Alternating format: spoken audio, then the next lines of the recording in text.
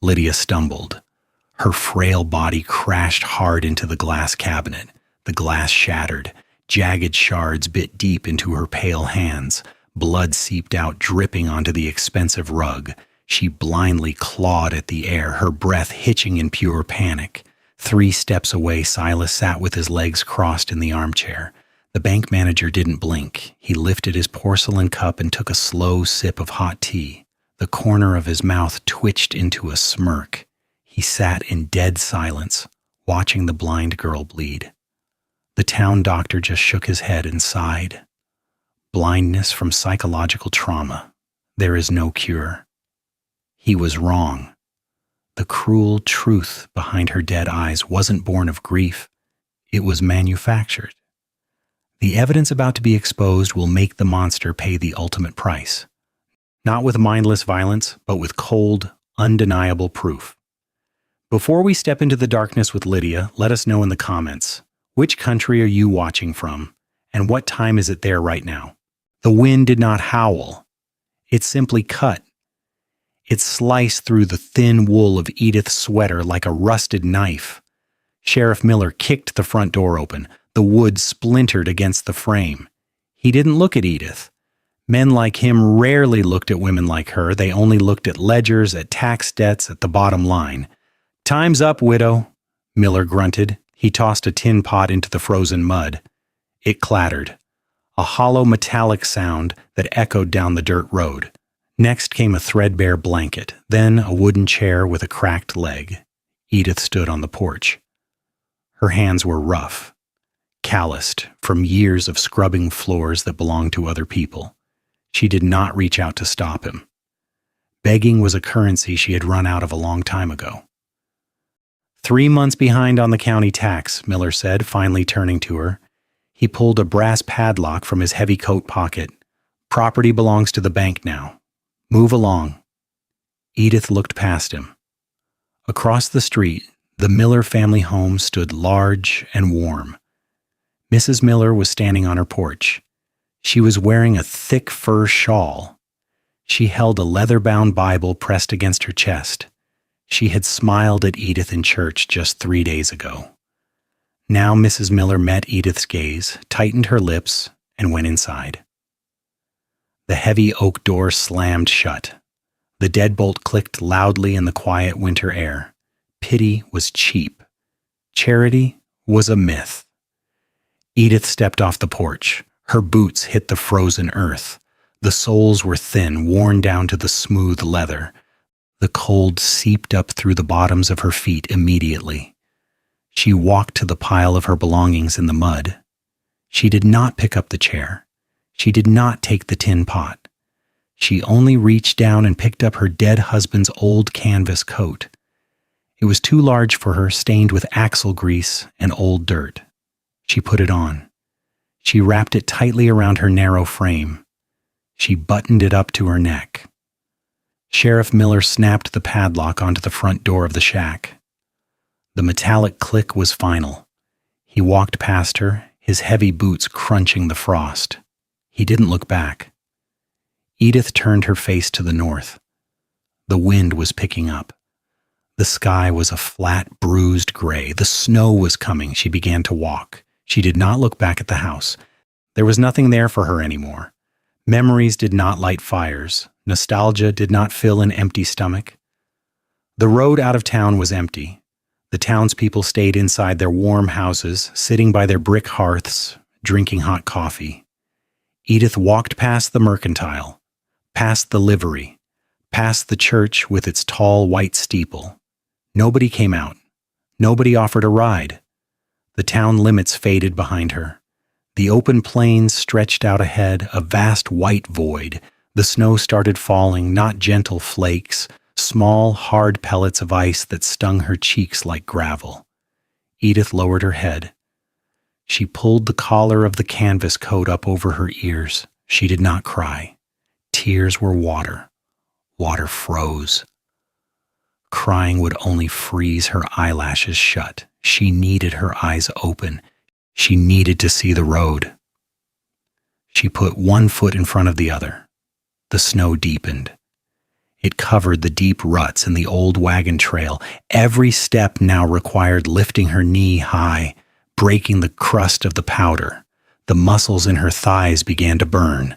The burning was acceptable. Burning meant the blood was still pumping. Burning meant she was alive. The wind pushed against her chest like a solid, invisible wall. She leaned forward. She turned herself into a wedge, driving her shoulders through the freezing air. Her hands were shoved deep into the pockets of the heavy canvas coat. Her fingers were numb. She flexed them rhythmically inside her thin wool mittens. Her stiff knuckles cracked. She focused entirely on that small, sharp pain. It kept her grounded. It kept her awake. The sky darkened rapidly. The afternoon bled into a premature, heavy dusk. The flat gray sky turned to slate, then to charcoal. She passed a dead elm tree by the side of the road. Its branches were skeletal fingers clawing at the empty air. A frozen creek lay to her right. The water was trapped beneath thick, opaque ice. There was no sound of rushing currents. The whole world was entirely silent, save for the rhythmic crunch of her boots. Crunch, crunch, crunch. Edith started counting. It was an old habit, a mechanism to anchor the mind when the body desperately wanted to quit. 100, 200, 300. At 500 steps, her left boot broke through a hidden pocket of ice. Freezing, muddy water seeped immediately through the worn leather sole. The shocking cold shot up her shin. She stopped. She stood perfectly still in the middle of the desolate road. She looked down at her wet foot. She did not curse the sky.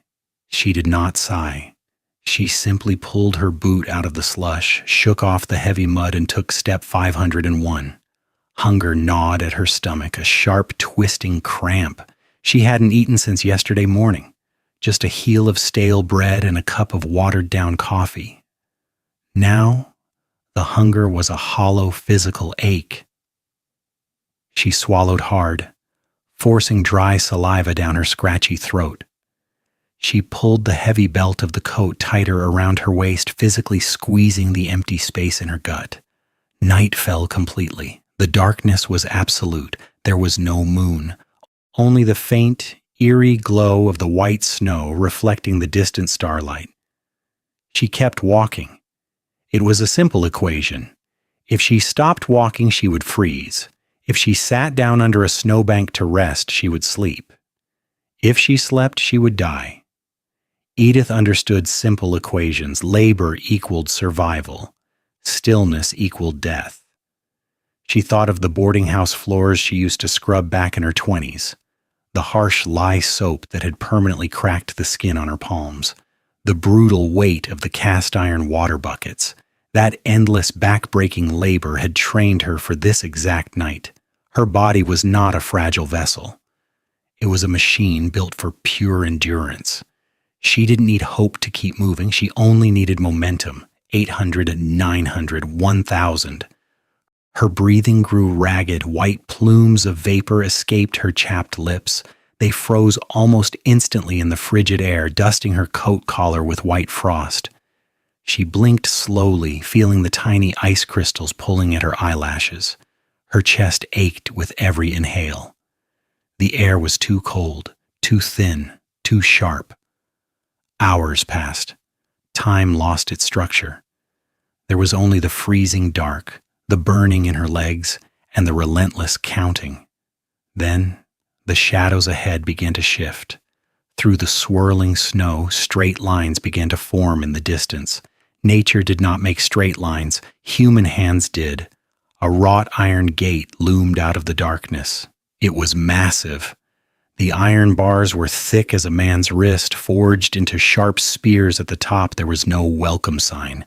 There were no decorative lanterns flanking the entrance, just cold, rusted metal standing defiant against the storm. Beyond the gate lay the estate. It was a sprawling mansion of dark stone, but it didn't look like a home. It looked like a fortress or a prison. There were no warm curtains in the high windows. There was no smoke rising invitingly from the chimneys, just sharp angles, heavy timber, and absolute isolation. Edith pushed the heavy iron gate. The hinges screamed in the quiet night. The sound was deafening, scraping against the frozen air. She slipped through the narrow gap. The driveway was a quarter-mile of unbroken snow. She dragged her feet. The wet cold in her left boot had turned from burning pain to a dangerous, heavy numbness. She could no longer feel her toes. That was a bad sign. She had to get inside. She reached the massive stone porch. The front door was heavy oak, bound with black iron rivets. She climbed the 3 stone steps. Her knees popped loudly. She raised her stiff, frost-bitten fist. She knocked twice, hard. The sound echoed hollowly inside. She waited. The wind whipped her wet skirt against her frozen calves. After a minute, a heavy iron latch scraped back. The door opened a fraction. A sliver of warm, yellow light spilled out onto the stone porch. A woman's face appeared in the crack. She was older, wearing a crisp, stiff black dress and a stark white apron. The head housekeeper. Her eyes were hard, scanning Edith's snow-covered, shivering frame with immediate disdain. "We don't take beggars," the housekeeper snapped. Her voice was as dry as old parchment. The door began to close. Edith wedged her frozen boot into the doorway. The heavy wood hit her foot and stopped. The pain shot up her shin, but her expression didn't change. She didn't flinch. "I am not a beggar," Edith said. Her voice was a dry croak. Her throat was raw from the freezing air. "I am a worker. I need a job. I will do anything." The housekeeper looked down at Edith's boot blocking the door. She looked back up at Edith's eyes. She saw the absolute, terrifying resolve in them. A woman with nothing left to lose was a dangerous thing to refuse. "The house staff is full," the housekeeper said coldly. "Then I will work outside," Edith replied. She didn't blink. "I will shovel. I will haul. I will muck the stalls." The housekeeper narrowed her eyes. She considered the offer. It was a filthy job.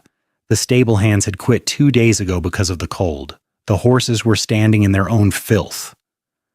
3 meals of scraps and a cot in the tack room, 5 cents a week, the housekeeper said. It was slave wages. It was an insult. "Done," Edith said. The housekeeper opened the door just enough to point a bony finger toward the dark rear of the estate. "The stables are back there. You start at dawn." The oak door slammed shut. The deadbolt slid heavily into place. The sliver of warm light vanished. Edith was alone in the dark again, but she had a destination. She pulled the canvas coat tighter and walked toward the smell of hay and manure. She found the barn. The massive wooden doors were unlatched. She slid one open and slipped inside. The air here was strictly functional, thick with the heavy musk of animals, damp straw, and ammonia. She found the tack room in the back. It was a windowless closet smelling of old leather and sweat. There was a thin cot in the corner. No blanket, no stove, just bare wood and a lumpy mattress. Edith walked to the cot. She didn't take off the wet boot. She didn't take off the canvas coat. She simply sat down on the edge of the mattress. She stared at the darkness. She was exiled from the world. She was nothing but a shadow in a barn. But shadows couldn't freeze. She lay back on the hard cot, closed her eyes, and waited for dawn. Dawn arrived without warmth. It did not break the darkness so much as it diluted it into a pale, bruised gray that seeped through the cracks in the barn walls. Edith opened her eyes. The air in the tack room was cold enough to see her own breath. She sat up. Her joints cracked loudly in the silence. Her left foot, still wrapped in the damp leather boot, felt like a block of heavy wood. She slammed her heel against the floorboards, once, twice, 3 times. A sharp, prickling agony shot up her calf as the frozen blood was forced back into the capillaries. She gritted her teeth and absorbed the pain. Pain meant the tissue wasn't dead. She stood. There was no mirror to check her appearance, There was no brush for her tangled hair. She tightened the belt of the oversized canvas coat and walked out into the main barn. The horses shifted in their stalls. They were massive, muscular beasts, their coats thick with winter hair. They snorted, blowing plumes of white steam into the freezing air. The smell of ammonia, manure, and damp hay was overpowering. Edith found a pitchfork leaning against a structural beam. The wooden handle was worn smooth from years of use. She gripped it. Her calloused hands found their familiar rhythm. She entered the first stall. The work began. She drove the iron tines into the soiled straw. She hoisted the heavy, wet mass and pitched it into a wooden wheelbarrow. Her muscles, stiff and aching from the previous night's exposure, screamed in protest. She ignored them. She forced her shoulders to bear the weight, lift, twist, throw. After 20 minutes, the violent shivering stopped. After 40 minutes, a thin layer of sweat broke out on her forehead beneath the freezing air. Labor was a furnace. It generated its own heat. It demanded total focus, leaving no room for self-pity or memory.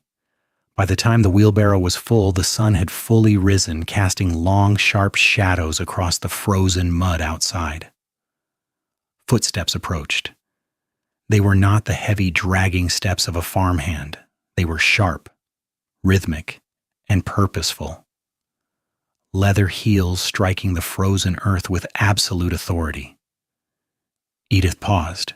She leaned on the pitchfork and looked toward the open barn doors. A man walked into the dim light. It was Silas. He looked entirely out of place in the dirt and manure. He wore a tailored charcoal gray wool suit. A heavy overcoat draped perfectly over his broad shoulders. A gold chain hung from his waistcoat pocket, catching the faint morning light. His shoes were polished black leather, unblemished by the mud. He stopped 3 feet away from her. He pulled a pristine white handkerchief from his breast pocket and held it lightly over his nose. He did not look at her face. He looked at her ruined boots, her mud-stained skirt, and the oversized canvas coat. He catalogued her poverty and found it useful. "You are the stray Mrs. Gable let in last night," Silas said.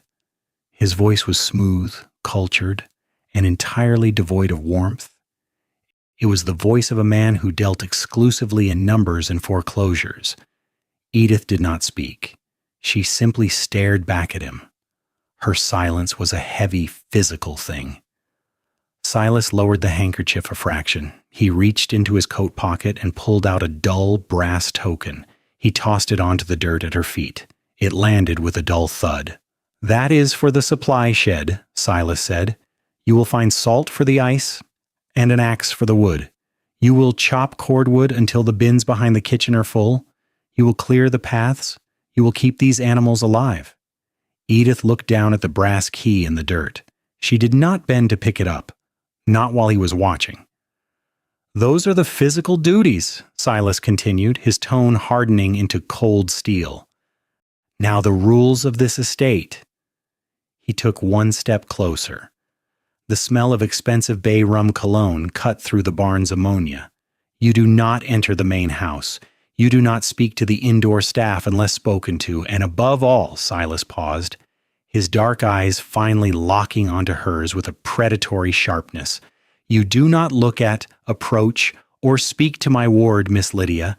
If I find you near her, or if you disturb her recovery in any way, you will not just be fired. I will have the sheriff arrest you for trespassing, and you will rot in a county cell." Silas waited for a reaction. He expected fear. He expected a trembling nod. Edith gave him nothing. She gripped the handle of the pitchfork. Her face remained a mask of carved stone. "Understood," Edith said. A single, raspy word. Silas sneered. He turned on his polished heel and walked back out into the freezing sunlight. Edith watched him leave. Then she slowly bent down, picked up the brass token, and went back to work. The supply shed smelled of rust and damp earth. Edith found the axe leaning in the corner. The iron head was heavy, pitted with age. The wooden handle was scarred and splintered. She wrapped her calloused hands around the base, feeling the rough grain against her palms. Behind the kitchen stood a mountain of unsplit oak logs. They were frozen solid, covered in a thick layer of rime ice. Edith set the first log on the chopping block. She planted her boots shoulder-width apart in the snow. She raised the heavy axe high above her head, her breath plumed white in the freezing air. She brought the axe down. Crack! The iron blade bit deep into the frozen wood. The shock wave traveled violently up the wooden handle, reverberating through her wrists, up her forearms, and deep into her shoulders. It was a blunt, jarring pain. She welcomed it. She wrenched the blade free. She swung again. Crack! The log split perfectly down the middle. Two halves tumbled into the snow. She picked up the next log. She swung again. This became her entire world. The lift, the swing, the impact, the splintering of wood. Hours bled into one another. The sky remained a stubborn, overcast gray. The wind whipped her loose hair across her face, stinging her cheeks. She did not stop to brush it away. She did not stop to rest. Blisters formed on the webbing of her thumbs. They swelled, filled with fluid, and tore open against the rough wood handle. The raw skin bled sluggishly. She wiped the blood on her coarse canvas coat and kept swinging. Pain was simply data.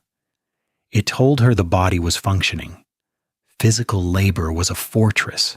It was the only place where memory could not reach her. While she swung the axe, she did not have to think about the padlock on her cabin door. She did not have to think about the freezing mud. She only had to conquer the log in front of her. By noon, she had reduced a quarter of the mountain into neat, triangular wedges of firewood. She gathered an armful of the split oak.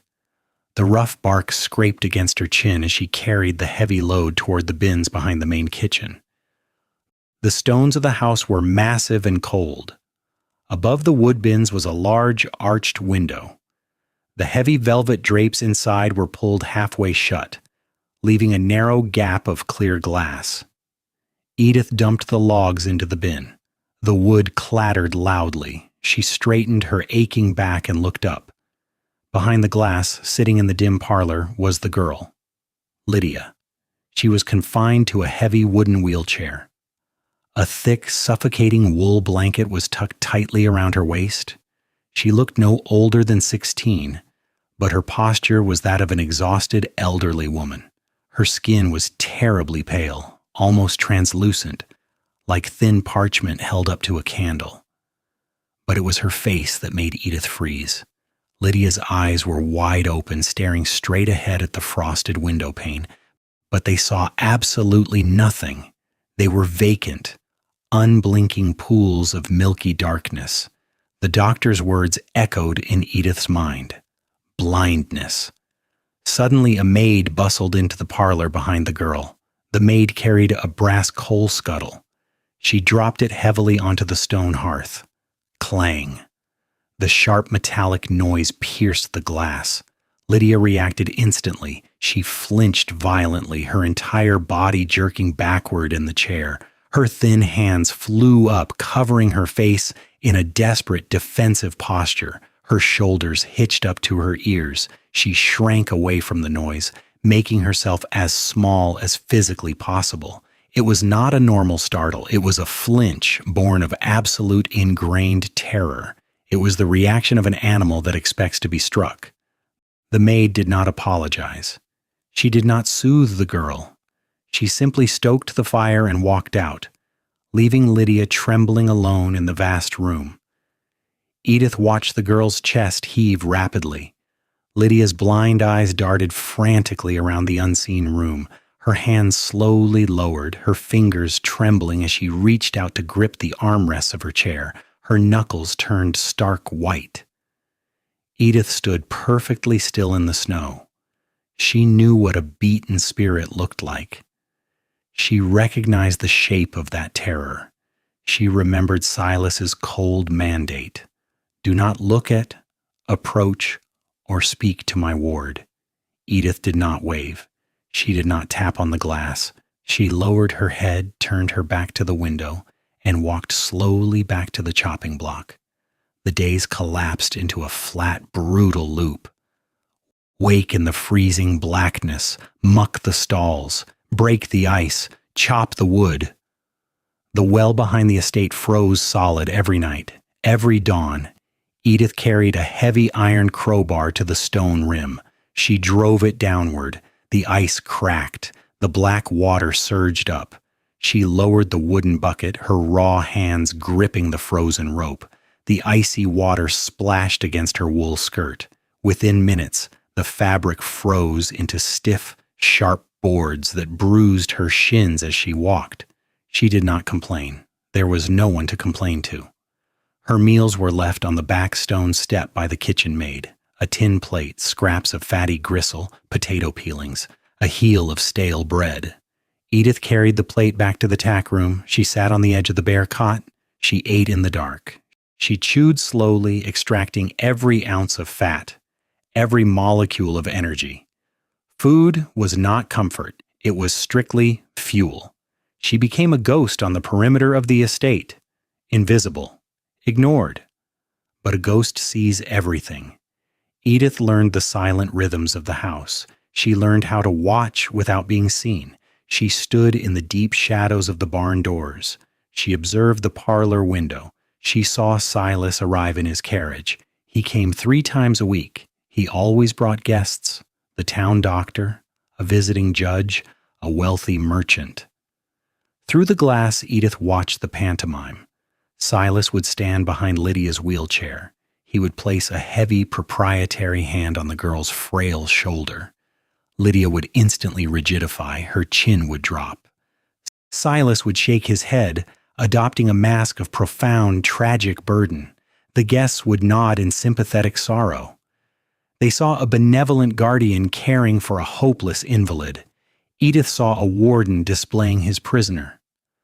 But the most important ritual happened in the absolute privacy of the early mornings. At exactly 7 o'clock every day before the estate truly woke, the heavy parlor drapes were opened. The gray winter light spilled across the rugs. Silas would enter the room alone. Edith stood by the woodpile, her axe resting in the snow, her eyes locked on the window. Silas always carried a small silver tray. On the tray sat a dark amber apothecary bottle and a glass dropper, the medicine. Lydia dreaded it. Even from 50 yards away, Edith saw the panic seize the girl's frame. Lydia would shake her head frantically. She would push her back flush against the wood of the chair, trying to escape. Silas would set the tray down. He did not speak softly. He did not comfort her. He simply stepped forward and gripped her jaw. His fingers dug into the pale skin of her cheeks with brutal force. He tilted her head back toward the ceiling. Lydia's hands clawed blindly at his wrists. She was weak. He was immovable. He used his thumb to pull her eyelids apart. He squeezed the dropper. 1 drop, 2 drops. He released her. Lydia slumped forward, gasping, burying her face in her trembling hands. Silas picked up the silver tray, adjusted his pristine white cuffs, and walked out of the room. Edith watched. She recorded the timing. She noted the force. She committed the dark amber bottle to memory. She did not storm the house. She did not scream for the sheriff. The sheriff worked for the bank. Outrage without proof was just noise, and noise would get her thrown out into the snow to die. She picked up the axe. She raised it high. Crack. The oak log split. Edith waited. The cold snapped. It wasn't a gradual freeze. It was a violent plunge in temperature that cracked the bark on the elm trees with the sound of a pistol shot. Silas was gone. He had taken his carriage to the city for a 2-day banking summit. He left the estate in the hands of Mrs. Gable. By nightfall, the wind howled. The temperature dropped so fast the window panes frosted over on the inside of the glass. Edith sat in the tack room. She was wearing everything she owned: the canvas coat, the wool sweater, the thin blanket over her head. She was shivering violently, her teeth clicked together. The barn doors rattled. A lantern beam cut through the dark. It was Mrs. Gable. Her face was flushed with panic. "The parlor fire is dying," the housekeeper snapped. "The boy who hauls the wood ran off. Get the oak. Bring it inside, now." It was a direct violation of Silas's orders. Edith didn't care. Inside meant heat. Inside meant life. Edith walked to the bins. She loaded her arms with heavy split oak logs. She walked to the back door of the main house. She crossed the threshold. The kitchen was warm. The air smelled of roasted meat and cinnamon. It made her empty stomach cramp violently. She ignored it. She followed Mrs. Gable down the long, dark hallway. "Don't track mud on the rugs," Mrs. Gable hissed. "Put the wood down and get out." Edith stepped into the parlor. The room was massive. High ceilings, heavy velvet, dark mahogany furniture. It felt like a tomb. The fire in the great stone hearth was nothing but glowing red embers. Lydia sat in her wheelchair in front of the dying fire. She was shivering. Her thin wool blanket was not enough to stop the freezing draft leaking from the tall windows. Edith approached the hearth. She knelt on the stone. Her frozen joints popped loudly in the quiet room. She placed the first log onto the embers. Thud. Lydia flinched. She shrank back into the leather upholstery of her chair. She gasped, a sharp intake of air. "Who is there?" she whispered. Her voice was raspy, entirely unused. Edith froze. She did not answer. Words were dangerous. Words could get her thrown back into the snow. She placed the second log, more gently this time. She reached for the iron poker to stir the coals. The heavy metal scraped against the stone. Scrape. Lydia's breathing hitched. Her chest rose and fell in rapid, shallow bursts.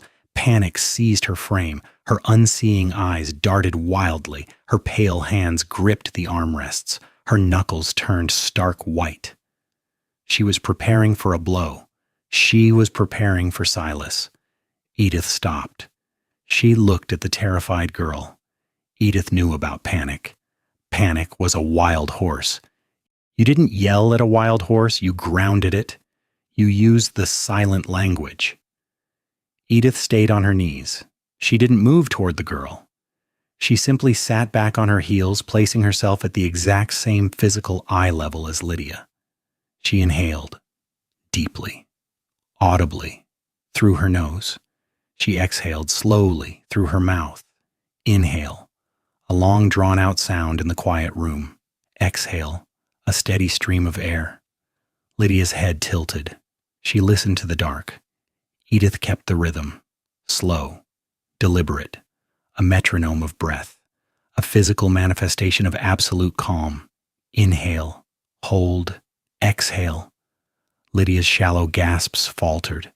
Her instinct was to panic, but the sound of the slow, steady breathing was pulling at her. Biology responds to biology. Edith didn't stop. She breathed loudly until her own ribs ached.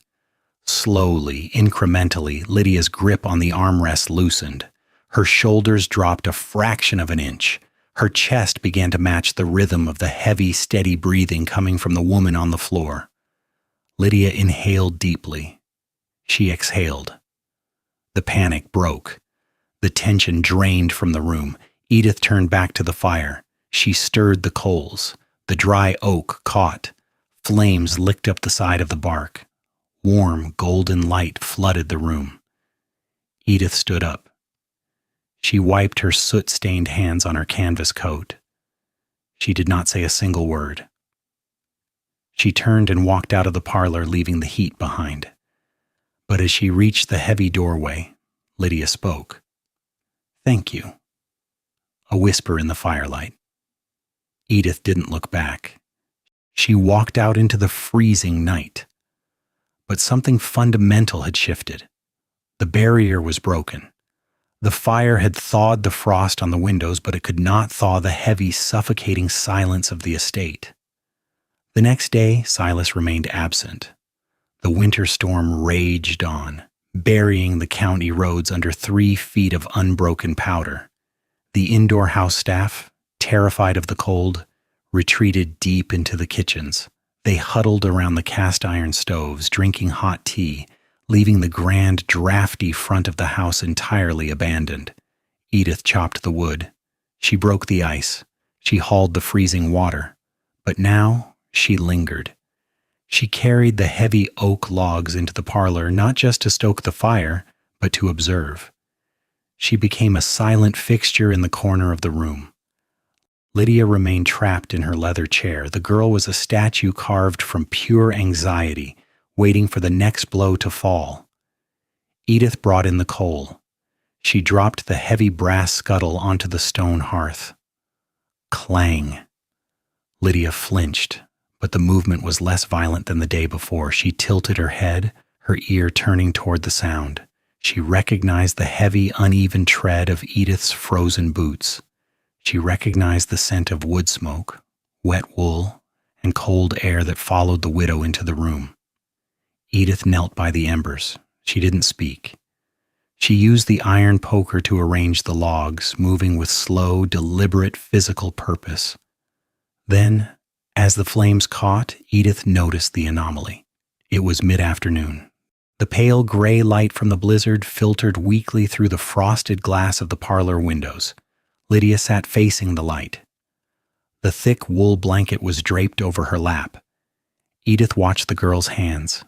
Lydia was unpicking a loose, dark thread on the dark wool blanket. Her thin fingers moved with startling precision. She caught the edge of the thread with her fingernail, pulled it taut, and wrapped it carefully around her knuckle. A completely blind girl does not unpick a single black thread on a black blanket with fine motor precision. She does not find the exact edge of a frayed seam by touch alone in a matter of seconds. Edith narrowed her eyes. Her breath slowed. She stood up from the hearth. She took 3 deliberate steps to the left, placing her body directly in the path of the window.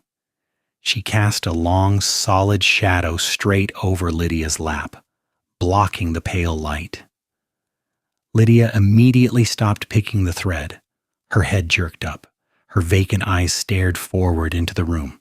"Mrs. Gable?" Lydia asked. The voice was a dry, frightened rasp.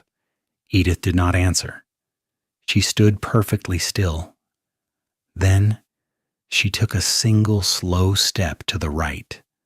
The heavy shadow moved across the girl's face. Lydia's head tracked the movement. It was microscopic, just a fraction of an inch, a slight turn of the chin, but she tracked it. She followed the edge of the darkness. She wasn't totally blind, not right now. Edith's mind raced backward, cataloging the data. She thought of the mornings in the snow, Silas arriving at exactly 7 o'clock, the silver tray, the dark amber apothecary bottle, the brutal application of the drops, the girl's immediate thrashing panic. By late afternoon, the girl could track shadows. By nightfall, she could find a tiny thread. But the next morning, after the drops were forced into her eyes, she was plunged back into a state of total, helpless darkness. The blindness was not a permanent, incurable trauma. It was a daily cycle. It was chemically induced. Edith's jaw tightened.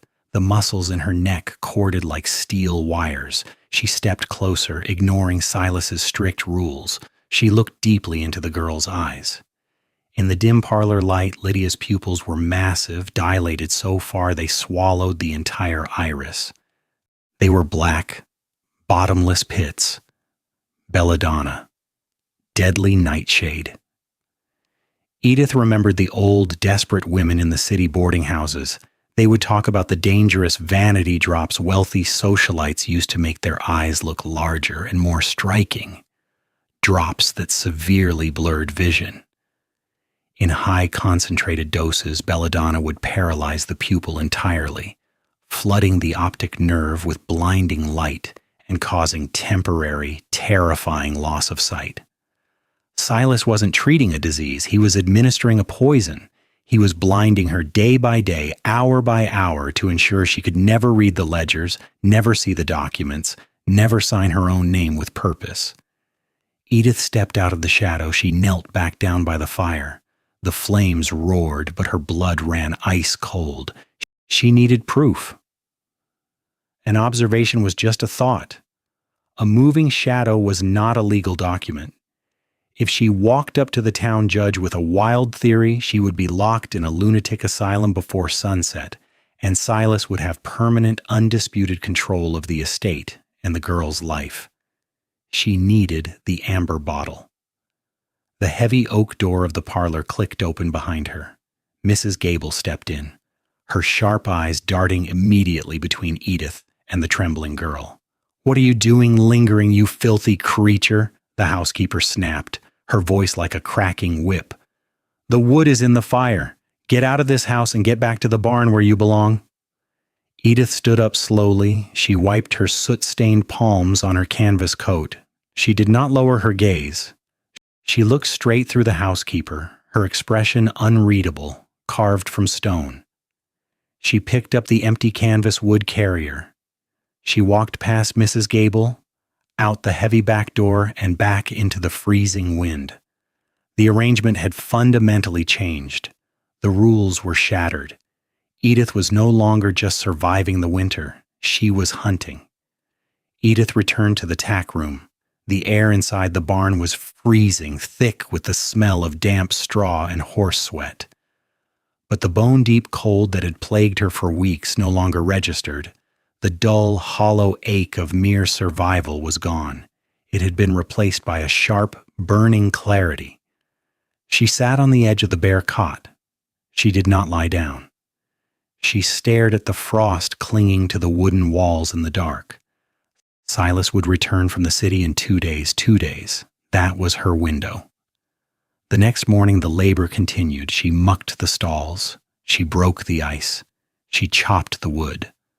But the rhythm had changed. Every swing of the iron axe was no longer just about generating heat. It was calculated. Every trip to the bins was timed. The grueling physical labor, once her only sanctuary from despair, had become her perfect camouflage. A woman breaking her back over a chopping block was invisible. A beast of burden drew no suspicion. The indoor staff looked right past her, seeing only a filthy, oversized canvas coat and mud-caked boots. Edith used that invisibility. She mapped the perimeter. She counted the seconds it took for Mrs. Gable to walk from the warm kitchen to the pantry. She noted the heavy iron key ring that hung from the housekeeper's apron belt. She remembered a morning just before the blizzard hit, when Silas had stood by his carriage. He had handed Mrs. Gable a single key. For the medicine cabinet in the hall. Only in an absolute emergency, he had ordered. Edith had been shoveling the walk 10 feet away. She had memorized the shape of that key. It had a square brass head and a deep, jagged notch on the left side. That night, the storm finally broke. The howling wind died down, leaving a heavy, oppressive silence over the sprawling estate. The clouds parted. A bright, razor-sharp winter moon rose, casting long blue shadows across the unbroken snow. Edith stood in the open doorway of the barn. She pulled the canvas coat tight around her chest, tying the frayed belt in a hard knot. She looked out at the estate. It was a fortress of dark stone, locked doors, and wealth. It was designed to keep people like her out. It was designed to keep people like Lydia trapped inside. But every fortress had a flaw, and every lock had a key. Edith looked down at her hands. The skin was cracked and bleeding in the joints. The calluses were thick as leather. The blisters from the axe handle had popped and hardened into tough hide. These hands had scrubbed 1,000 floors for pennies. They had hauled freezing water until her shoulders screamed. They knew how to endure. More importantly, they knew how to work in the absolute dark. They knew how to take what was needed without making a single sound. She stepped out of the barn. Her boots crunched softly on the frozen crust of the snow. She did not look toward the warm light of the kitchen.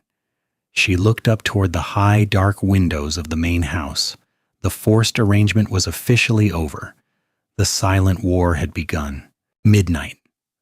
The estate was a tomb of wood and stone. The wind had died, leaving a brittle, freezing silence that amplified every creak of the floorboards. Edith left the barn. She moved through the shadows. She did not crouch. She did not tiptoe. She walked with the steady, measured pace of a woman who belonged to the dark. Her boots made dull, muffled crunches against the hard-packed snow. She reached the rear of the house. The heavy oak kitchen door was locked from the inside. But Edith had hauled 50 loads of wood through that door. She knew the hinges were rusted. She knew the strike plate was loose. She slipped a thin iron horseshoe nail from her pocket. She wedged it between the door and the frame. She applied pressure. The wood groaned. The iron latch lifted just enough to clear the catch. The door swung open. A rush of warm, stale air hit her cold face. She stepped inside. She closed the door silently. The kitchen was empty. The coals in the large iron stove were nothing but dying orange eyes. Edith moved past them. She walked down the long, carpeted hallway. The house smelled of lemon oil, beeswax, and old money. It was a smell designed to intimidate. Edith ignored it. She reached the parlor. It was empty. The wheelchair was gone. Lydia's bedroom was at the far end of the east wing. Silas had strictly forbidden Edith from ever walking down this corridor. The floorboards here were polished mahogany, slippery and cold. Edith kept her hands lightly against the wallpaper, navigating entirely by touch. She found the door. A thin sliver of pale moonlight leaked from beneath the heavy wood. Edith turned the brass knob. It turned silently. She pushed the door open. The room was vast, dominated by a massive 4-poster bed. But Lydia was not in the bed. The girl was sitting on the floor in the far corner of the room. Her knees were pulled tightly to her chest. Her arms were wrapped around her shins. She was rocking back and forth, a slow, rhythmic, agonizing movement. She was wearing a thin white cotton nightgown. The room was freezing. The hearth had not been stoked since sundown. Lydia's eyes were open, but they were swimming in the chemically induced darkness. Her head darted sharply toward the door as it opened. She stopped rocking. Her entire body went rigid. "Who is there?" Lydia whispered. Her voice was thin, brittle as dried leaves. She pressed her spine against the cold plaster wall. She expected Silas. She expected the heavy footsteps, the cold hands, the sting of the medicine. Edith did not speak. Words were tools of manipulation in this house. Silas used words to build his prison. Edith would not use them. She crossed the room. She did not mask her footsteps. She let the soft thud of her worn leather boots announce her presence. She stopped 3 feet away from the trembling girl. Edith slowly lowered herself to the floor. Her bad knee popped loudly. She sat on the woven rug. She crossed her legs. She positioned herself at the exact same physical elevation as the girl, not towering over her, not looking down. Lydia's breathing was erratic, bordering on hyperventilation. The panic was a physical wall between them. Edith employed the silent language. She began to breathe. Inhale. A long, raspy draw of air through her nose. Exhale. A slow, deliberate release through her lips. Lydia recognized the sound. It was the same rhythm from the parlor, the rhythm that had stopped the terror 2 days ago. The girl's head tilted. Her blind eyes searched the darkness, trying to anchor onto the sound. Edith leaned forward. She extended her rough, calloused hand. She moved slowly, giving the air time to shift, warning the girl of her approach. She gently touched the back of Lydia's trembling hand. Lydia flinched violently, jerking her hand away as if burned. Edith did not retreat. She did not force the contact. She simply kept her hands suspended in the empty space between them, palm up, steady as an oak branch. She waited. Patience was not a virtue for Edith, it was a weapon. She had outlasted blizzards and starvation. She could outlast a frightened girl's instinct to run. Minutes passed. The heavy pendulum clock in the hallway ticked. A dull, rhythmic strike against the silence. Edith's arm did not waver. The muscles in her shoulder burned from holding the suspended posture. She ignored the burn. Lydia's breathing began to slow. The erratic gasps smoothed out into shallow, trembling breaths. She listened to the steady inhale and exhale of the woman on the floor. It was the only predictable thing in her world. Slowly, Lydia uncurled her tight grip on her own shins. She reached out into the dark. Her fingers trembled violently. Her pale, fragile fingertips brushed against Edith's palm. Edith did not close her hand. She did not trap the girl. She kept her palm flat, offering a surface, not a cage. Lydia traced the skin. She felt the deep, jagged cracks in the webbing of Edith's thumb. She felt the thick, hard calluses built from years of lye soap and axe handles. It was not the smooth, manicured hand of Silas. It was not the sterile, impatient hand of the doctor. It was the hand of a worker. It was rough. It was real. Lydia's palm settled flat against Edith's. Edith finally moved. She slowly curled her fingers, wrapping them gently around the girl's freezing hand. She did not squeeze. She just held on. Lydia exhaled a long, shuddering breath. Her shoulders dropped. She slumped forward slightly, the tension bleeding out of her spine. Edith leaned closer. The moonlight cut sharply across Lydia's face. Up close, the physical toll of the poison was undeniable. Lydia's lips were cracked and peeling, parched from the severe, unnatural dehydration caused by the belladonna. Her skin was flushed with a feverish heat, completely at odds with the freezing temperature of the bedroom. Edith shifted her grip. She placed 2 fingers against the inside of Lydia's wrist. The pulse was racing. A frantic, fluttering bird trapped beneath the translucent skin. Tachycardia. Another biological marker of deadly nightshade. Silas wasn't just blinding her. He was putting her cardiovascular system under immense sustained strain. A frail girl with a racing heart could simply suffer cardiac failure in the middle of the night. The town doctor would call it a tragic, natural conclusion to her trauma. Silas would inherit the entire estate by morning. Edith's jaw locked. The cold fury ignited in her chest again. She let go of Lydia's wrist. She stood up. Lydia panicked instantly. "Don't!" The whisper was desperate. She reached out blindly, clawing at the empty air. "Please." Edith stopped. She looked down at the terrified girl. Edith unbuttoned the heavy canvas coat. She slipped it off her own shoulders. The freezing air of the room bit into her thin wool sweater instantly. She didn't flinch. She knelt back down.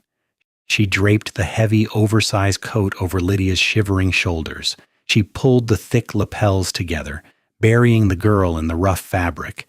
The coat smelled of wood smoke, old leather, and bitter cold. It smelled of survival. Lydia gripped the edges of the coat. She buried her face in the heavy collar. She breathed in the scent. She stopped shaking. Edith reached out one last time. She placed her rough hand on top of Lydia's head. She pressed down gently. A single, solid pressure. A silent vow. "I am here. You are not alone." Edith stood up. She backed away toward the door. She slipped out into the dark hallway, leaving the girl safely wrapped in the heavy canvas. She had secured the victim. Now she needed the poison. She turned her sights toward the locked medicine cabinet in the main hall. The housekeeper's quarters were located off the kitchen pantry. The door was left ajar an inch to let in the residual heat from the iron stove. Edith slipped through the narrow gap. The room smelled of lavender soap and old wool. Mrs. Gable snored, a heavy, rattling sound in the dark. The black apron hung on a wooden peg near the doorframe. The pocket sagged under the weight of the heavy iron key ring. Edith did not simply reach in and grab it. Iron striking iron in a quiet room would wake the dead. She pulled the cuff of her thin wool sweater down over her palm, using the fabric to muffle the metal. She slipped her hand into the pocket. She felt blindly among the jagged shapes. Her thumb traced a square brass head. She felt the deep notch on the left side. She gripped it tightly, insulating the other keys with her fingers. She slid the heavy ring out of the pocket. Not a single metallic clink. She stepped backward out of the room and glided down the long hallway to the main foyer. The medicine cabinet was mounted flush against the dark oak wainscoting. Glass front, brass lock. Edith inserted the key. She did not turn it immediately. She pressed her left hand flat against the glass, applying upward pressure on the door to keep the hinges from grinding. She turned the key. Click. A heavy, solid sound. She opened the door. The shelves were lined with harmless tinctures, peppermint oil, castor oil, a small bottle of laudanum for toothaches. On the top shelf, pushed to the far right corner, sat the dark amber bottle. Edith reached up. Her rough fingers closed around the cold glass. She brought it down into the moonlight filtering through the foyer window. There was no label. She unscrewed the glass dropper. The smell was faint, earthy, and sickly sweet. She reached into her skirt pocket and pulled out a small scrap of clean, white cotton, torn from the hem of her undergarment. It was the only clean thing she possessed. She squeezed the rubber bulb. She let exactly 3 thick drops fall onto the white fabric.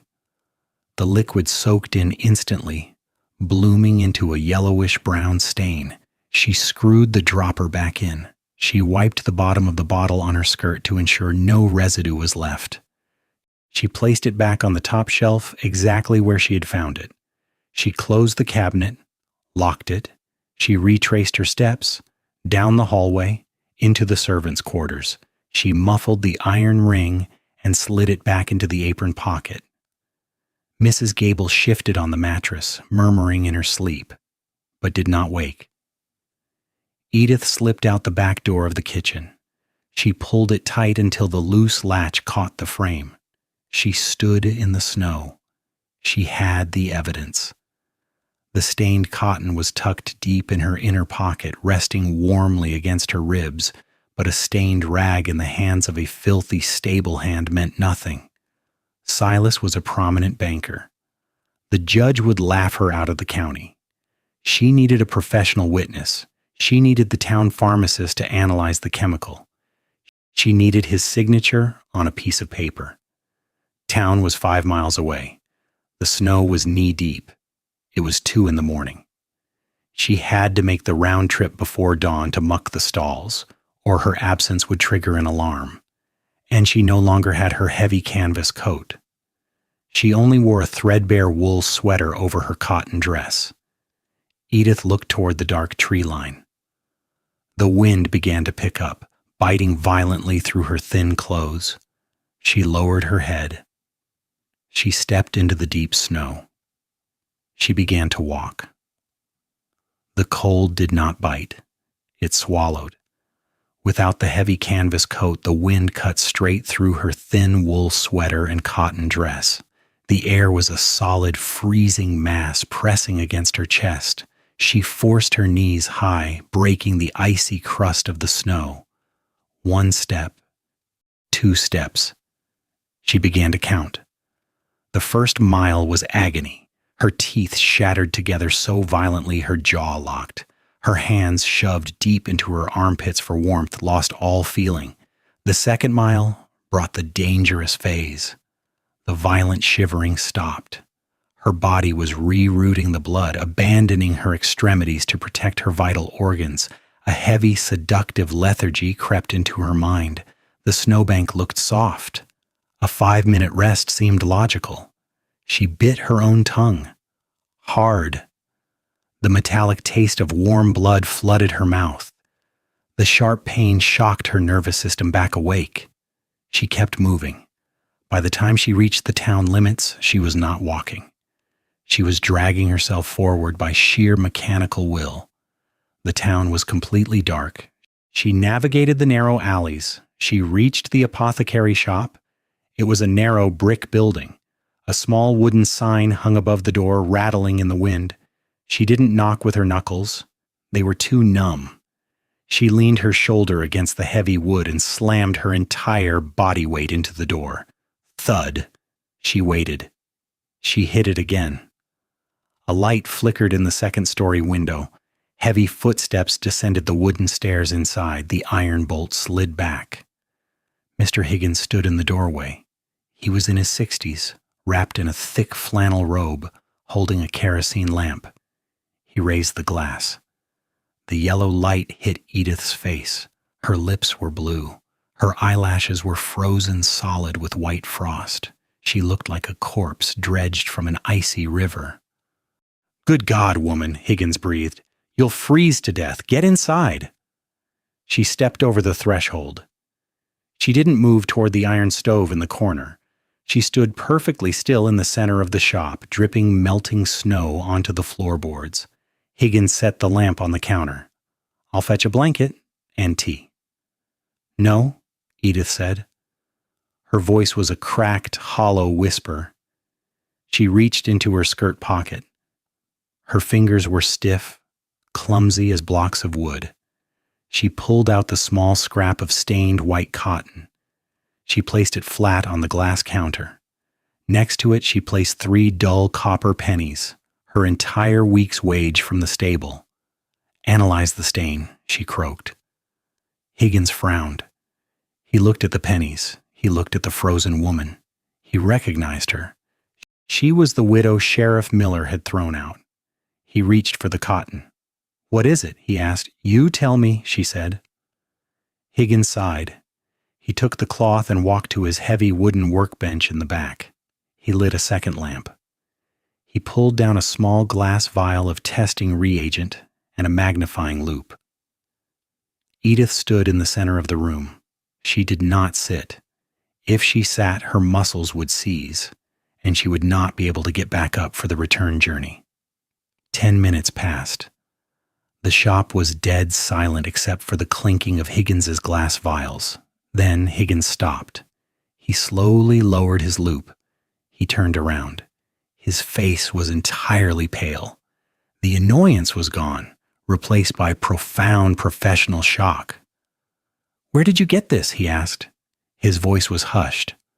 "What is it?" Edith demanded. Higgins picked up the cloth with a pair of metal tweezers. "It is atropa belladonna, deadly nightshade, but it's not a standard dilution. It is a highly concentrated extract.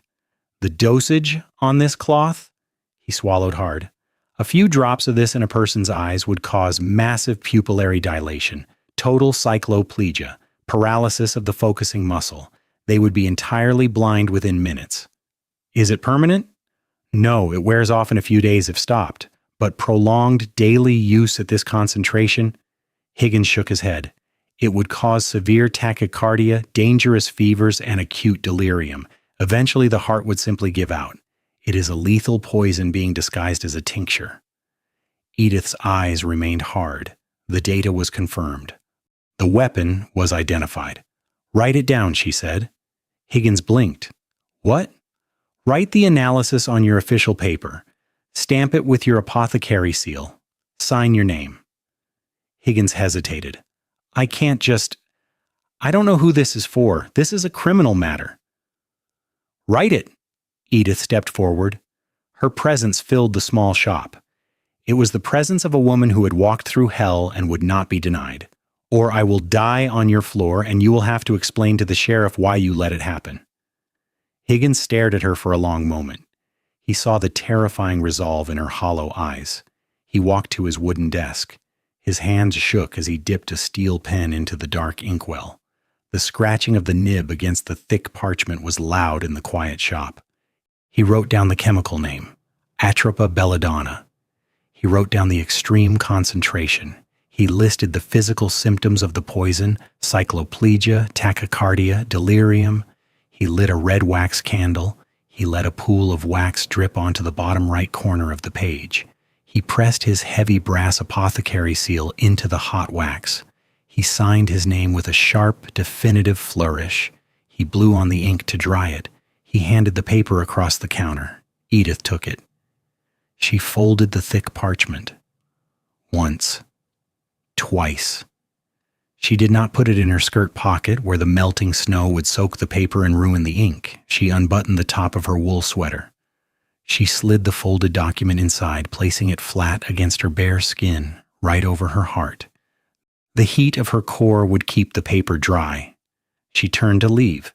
Higgins reached behind the counter. He pulled out a thick, knitted wool scarf. He held it out. "Take it. The wind has shifted. You will freeze before you make it back." Edith looked at the scarf. It was warm. It was life. "Keep it," she said. Her voice was flat. "If the housekeeper sees me wearing town wool, she will know I left the estate." She opened the heavy wooden door and stepped back out into the freezing void. The return journey was not a walk. It was a physical war. The adrenaline that had carried her to the town was gone, burned up and hollowed out. The wind hit her face like a sheet of solid ice. Her wet skirt froze instantly, turning the fabric into stiff, sharp blades that cut into her shins with every agonizing step. She began to count again, but her mind was fracturing. The numbers slipped away. 100, 200, 4, no, 300. Her bad knee gave out. She collapsed. She hit the frozen road hard. The ice tore the skin on her cheek, drawing a thin, hot line of blood. She lay in the snowbank. The wind howled over her. The snow was so soft it felt like a feather mattress. The freezing air stopped hurting. A heavy, seductive warmth began to spread through her chest. It was the final, fatal stage of hypothermia. Her brain was shutting down, preparing her body for a painless death. All she had to do was close her eyes. Then she felt it. The sharp, stiff corner of the folded parchment pressed into her ribs as she lay on her stomach. It was a physical reminder, the paper, the proof. The girl trapped in the dark room, shivering under a canvas coat, waiting for the poison to drop into her eyes again. Edith's eyes snapped open. She bit the inside of her cheek until she tasted copper. The sharp sting of pain cut through the lethal lethargy. She forced her frozen hands deep into the snow. She locked her elbows. She pushed her upper body off the ground. Her joints screamed. She dragged her knees forward. She stood up. She did not count steps anymore. She only focused on the dark horizon. The sky in the east began to bleed. A pale, bruised purple pushing back the black. Dawn. She reached the iron gates of the estate. She slipped through the bars. Her legs were entirely numb. She was walking on dead wood. She reached the barn. She slid the door shut behind her. The smell of ammonia and manure hit her face. It was the smell of safety. She did not go to the tack room to rest. There was no time. The sun was cresting the tree line. She walked directly to the nearest stall. She picked up the pitchfork. Her frozen hands could not grip the handle. She had to wedge the wood between her wrists and her chest. 10 minutes later, the back door of the main house opened. Mrs. Gable walked across the snowy yard carrying the tin plate of breakfast scraps. The housekeeper stopped in the barn doorway. She looked at Edith. Edith was covered in a thick layer of white frost. A streak of dried blood marked her cheek. Her lips were a stark, terrifying blue, but she was standing, and she was mechanically pitching soiled hay into the wheelbarrow. "You look half dead, widow," Mrs. Gable sneered, setting the tin plate on a barrel. Edith did not stop pitching. She did not look up. She gave no indication that she had spent the night walking through hell. She just drove the iron tines into the dirt. Against her ribs, the paper burned like a hidden coal. The trap was fully set. She just needed Silas to step into it. The day stretched into an agonizing test of physical endurance. The sun offered no heat, only a blinding, sterile glare off the white snow. Edith did not stop moving. If she stopped, the violent fatigue threatening to collapse her nervous system would take over. She chopped the wood. She hauled the water. She mucked the stalls. Her wet clothes slowly dried against her skin, leaving a stiff, cold crust of salt and dirt. Underneath the wool sweater, the folded apothecary paper rested flat against her sternum, a hidden shield. At exactly 2 o'clock in the afternoon, the heavy rhythmic crunch of iron-banded wheels broke the silence of the estate. Edith paused over the chopping block. She lowered the axe. A black lacquered carriage rolled up the long, sweeping driveway. The horses were lathered, their breath pluming in thick white clouds. The carriage stopped in front of the massive stone porch. Silas stepped out. His charcoal gray suit was immaculate.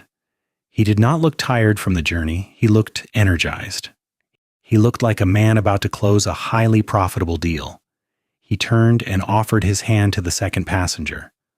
An older man stepped down carefully onto the snow. He wore a heavy black overcoat and a bowler hat. He carried a thick leather satchel under his arm. Edith recognized him instantly, Judge Caldwell, the highest legal authority in the county. A man respected for his strict adherence to the law, but easily swayed by the appearance of respectable wealth. Silas had moved his timeline up. He wasn't waiting for the girl's health to deteriorate further. He had brought the law directly into the house to legalize the theft today. Through the barn doors, Edith watched Silas place a guiding hand on the judge's shoulder, steering him toward the front door.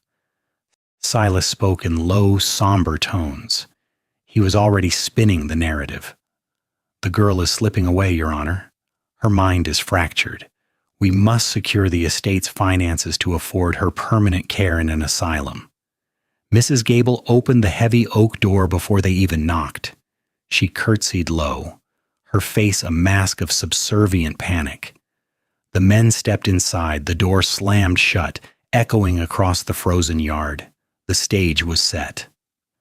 The antagonist had brought the storm inside the house. Edith stood by the woodpile. She looked down at her hands.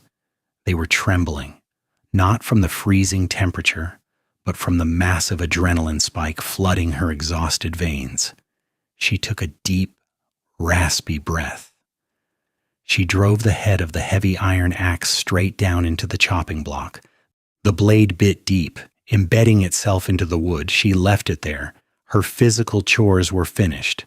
She wiped the dried blood off her cheek with the back of her dirty sleeve. She unknotted the frayed rope acting as a belt around her waist. She adjusted the collar of her thin wool sweater. She placed her calloused hand flat against her chest. She felt the sharp edge of the folded parchment beneath the fabric. She did not run toward the house. Panic was noisy. Justice required absolute cold precision. Edith stepped out of the shadow of the barn. She walked across the frozen yard. She did not go to the kitchen door. The kitchen was for servants. The kitchen was for the invisible. She walked straight up the main driveway, leaving deep, heavy boot prints in the pristine snow. She climbed the 3 wide stone steps of the front porch. She stood before the massive, iron-riveted oak door. The slow burn was over. The truth was about to detonate. Edith did not knock. Knocking was a request for permission. She placed her rough, calloused palm flat against the heavy iron latch of the front door. She pressed down. The mechanism clicked loudly in the silent foyer. She pushed the heavy oak inward. The main hall was vast, warm, and aggressively opulent. The air smelled of beeswax and expensive cigar smoke. Her wet, mud-caked boots stepped over the threshold and landed on the pristine, imported Persian rug. She left a dark, jagged footprint of melting snow and dirt on the woven silk. She didn't look down. She took another step, another footprint, a trail of defilement marking her path into the fortress. Down the long corridor, the double mahogany doors of the parlor were pulled shut, but voices bled through the heavy wood. Edith walked toward them. Her tread was not light. It was the heavy, rhythmic march of a worker. Inside the parlor, the heat from the massive stone hearth was suffocating. Judge Caldwell sat in a velvet wingback chair, his thick leather satchel open on the floor beside him. He held a stack of heavy, cream-colored legal documents in his lap. He looked uncomfortable, wiping a sheen of sweat from his forehead with a handkerchief. Silas stood behind Lydia's wheelchair. Lydia was trembling.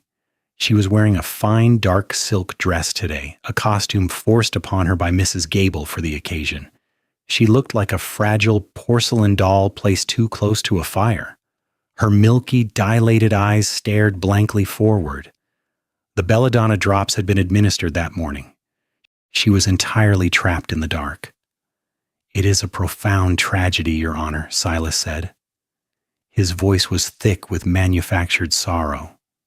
He rested his hands heavily on Lydia's narrow shoulders.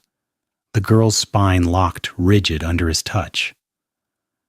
"Her mind is fracturing. The blindness has taken her wits. She requires a specialized sanitarium in the city, a facility with locked wards, for her own safety, of course." Judge Caldwell sighed heavily. He adjusted his wire-rimmed spectacles. "It is a heavy burden to bear, Silas. This conservatorship will transfer all estate assets, the land deeds, and the bank accounts into your direct control. It is legally irrevocable once her mark is made." "I accept the burden," Silas said softly. He stepped out from behind the chair. He moved to the small oak table. He uncapped a glass bottle of dark black ink. He picked up a heavy silver fountain pen. He dipped the nib into the ink. He walked to the side of the wheelchair. He took the stack of legal papers from the judge and placed them roughly onto Lydia's lap. "Lydia, my dear," Silas said. His voice dropped a register, carrying a soft, dangerous edge that only she could truly understand. "Take the pen." Lydia shrank back into the leather upholstery. She shook her head frantically, her breathing hitched, erratic, and terrified. "No, I can't see it. I don't know what it is. Please." "It is authorization for your medical care, child," Silas lied smoothly, glancing at the judge with a look of pained, saintly patience. "You must sign for the doctors." He reached down and grabbed her right wrist. His grip was an iron vice, his thumb digging brutally into her fragile radial bone. Lydia gasped in pain. "Let go of me." "Sign the paper," Silas hissed, forcing the silver pen between her trembling fingers. He pushed her hand down toward the thick parchment. The silver nib hovered a fraction of an inch above the signature line. A drop of black ink gathered at the tip, ready to fall and seal her fate forever. Then, the heavy mahogany doors of the parlor violently swung open. Bang! The wood hit the plaster walls with the sound of a gunshot. Silas froze. Judge Caldwell jolted in his chair, dropping his spectacles. Edith stood in the doorway. Edith filled the doorframe. The contrast was a physical shock to the room. She was wearing a threadbare, soot-stained wool sweater and a coarse skirt crusted with frozen mud and horse manure. A streak of dried blood split her pale cheek.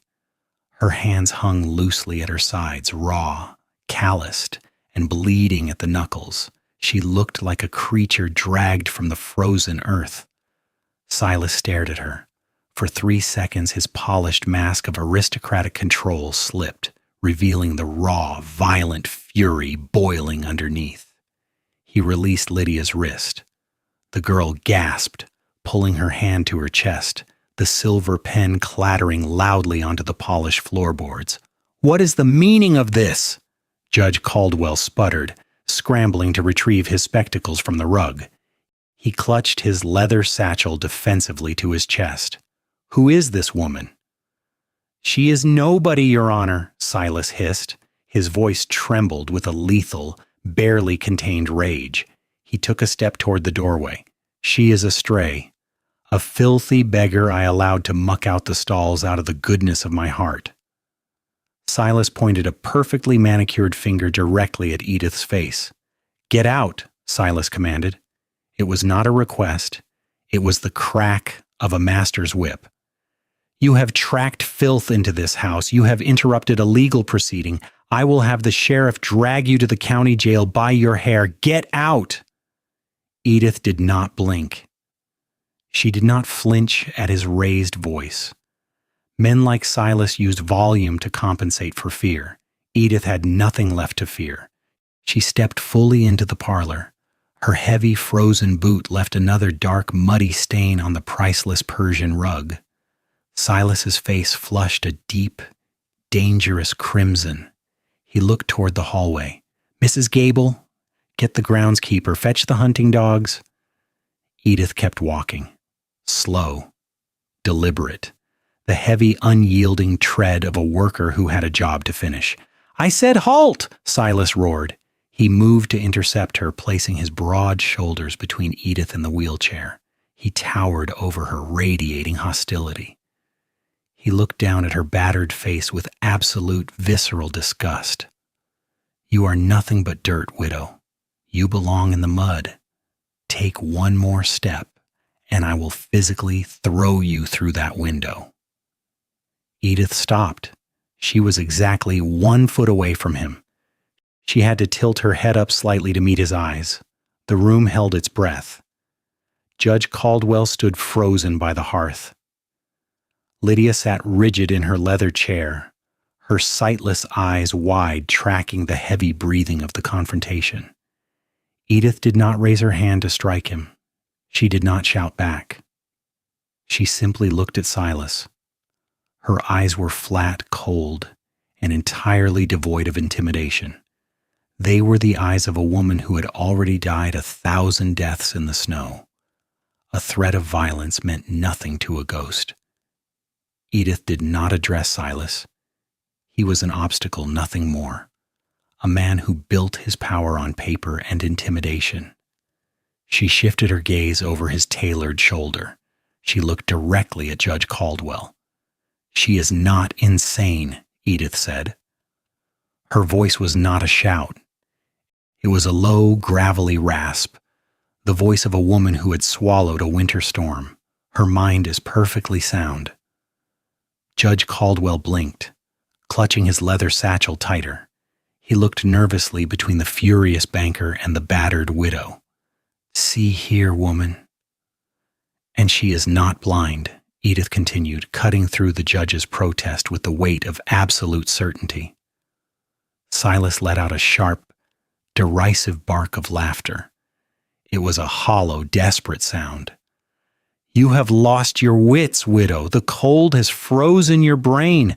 The town doctor himself diagnosed her." Silas lunged.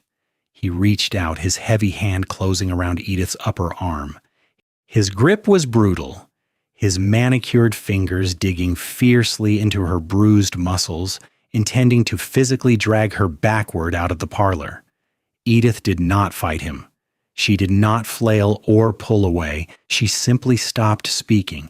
She turned her head slowly and looked down at his clean, wealthy hand gripping her torn wool sweater. She looked back up at his face. "Remove your hand," she said. She didn't yell. She didn't whisper. It was a flat, biological fact.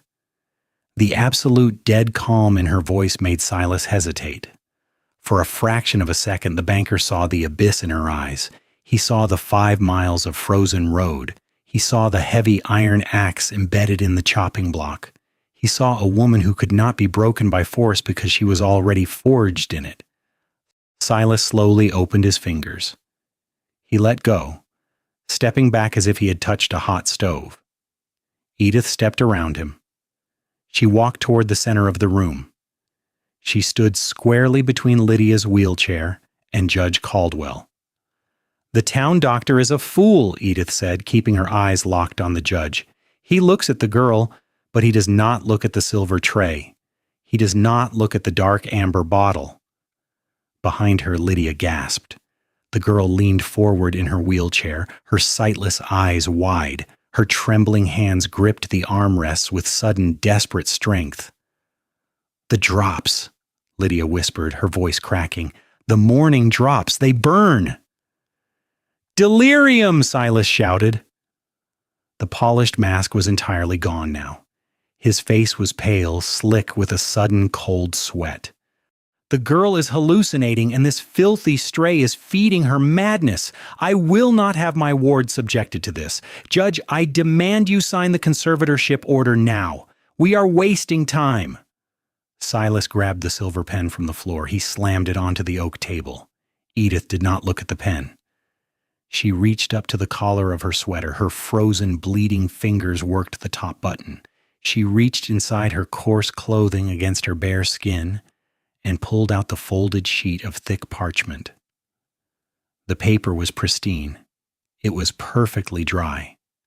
She had protected it with the heat of her own ribs while the rest of her body froze. At the bottom right corner of the page, the heavy red wax seal of the town apothecary caught the golden light of the hearth fire. "I don't have madness," Edith said. She held the folded parchment out toward Judge Caldwell. The paper did not shake in her hand. "I have the truth, and it has a signature." Judge Caldwell hesitated. He looked at the bruised, bleeding hand offering the pristine paper. He reached out and took it. He unfolded the thick parchment. The sharp crackle of the heavy paper was the loudest sound in the room. He fumbled with his spectacles, hooking the wire rims over his ears. He held the document up toward the light of the hearth. "What is this nonsense, Mar?" Silas demanded. He took a rapid, erratic step forward. The polished banker was unraveling. "Your Honor, do not entertain this. It is a trick from a disgruntled servant, a cheap forgery." Caldwell did not answer. His eyes tracked the sharp black ink. Atropa belladonna, highly concentrated extract. Caldwell's lips moved silently as he read the apothecary's neat handwriting. Cycloplegia, tachycardia, acute delirium, lethal under prolonged daily dosage. The judge stopped reading. He looked at the bottom of the page. He ran his thumb over the heavy red wax. He felt the raised crest of the town apothecary. He knew Thomas Higgins. He had known him for 30 years. Higgins was a man of science. Higgins did not forge documents. Higgins did not risk his seal for stray widows. Judge Caldwell slowly lowered the paper. His hands were shaking.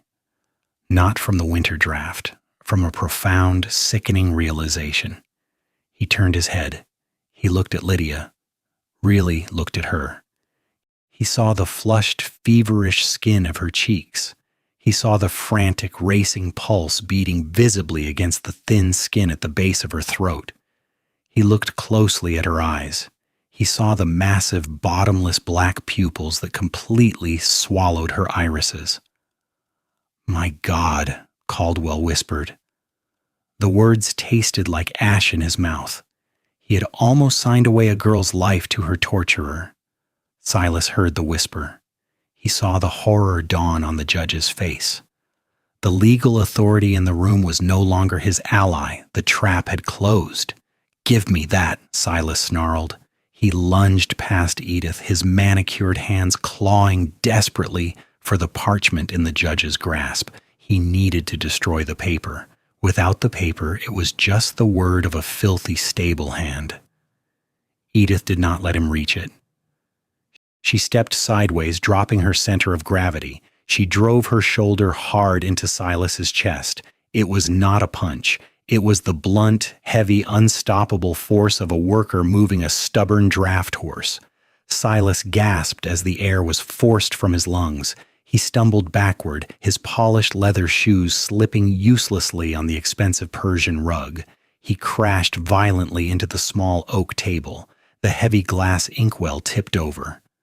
Thick, black ink spilled across the polished wood, splashing onto Silas's immaculate charcoal waistcoat and dripping onto the floor like dark blood. Edith squared her shoulders. She stood solidly between the panicked banker and the judge. She didn't raise her fists. She simply stood her ground, a human shield made of frozen wool, dirt, and iron will. Judge Caldwell stood up from his velvet chair. He held the paper tightly in his fist. He looked at Silas. His expression hardened into absolute judicial disgust. "You poisoned her," Caldwell said. His voice grew louder, gaining the heavy, booming cadence of a courtroom reckoning. "Every morning, you have been systematically blinding your own brother's child, tormenting her body, tearing apart her mind just to steal her inheritance." Behind Edith, Lydia let out a sharp, shuddering gasp. The truth was finally spoken aloud. She wasn't crazy. She wasn't broken. She was just bleeding. Silas scrambled to his feet. His charcoal suit was ruined, stained with jagged streaks of black ink. His slick hair was disheveled. The mask of the polished, benevolent banker was shattered completely, revealing the desperate, cornered animal underneath. "She is an invalid," Silas screamed. The veins in his neck bulged against his white collar. He pointed a trembling, ink-stained finger at Lydia.